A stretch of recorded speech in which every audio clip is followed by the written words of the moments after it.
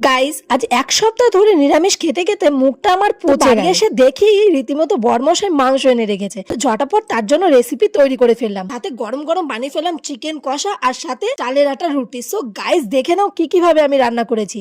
তো ভিডিওটা একটু স্লো মোশনে দেখো, তাহলে বুঝতে পারবে যে আমি কি কি এর মধ্যে দিয়েছি। তো দেখতেই পারছো কালারটা একদম ওয়াও কালার এসেছে। আর ফুল ভিডিও কিন্তু আমার ইউটিউবে পেয়ে যাবে গাইস, কিভাবে আমি রান্না করেছি। তো দেখো এখন আস্তে আস্তে সমস্ত মশলাগুলো দিয়ে দিয়েছি।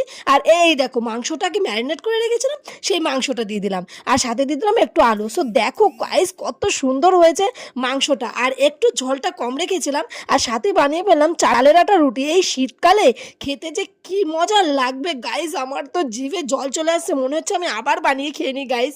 এত সুন্দর হয়েছিল guys. Thank you for watching guys. অবশ্যই কিন্তু লাইক করো ভিডিওটাকে। আর কেমন হয়েছে অবশ্যই কিন্তু তোমরা ফুল ভিডিও ইউটিউবে দেখে নিও গাইস। হ্যাঁ, অবশ্যই কিন্তু বাড়িতে এই রেসিপিটা ট্রাই করে দেখো, তোমাদের কিন্তু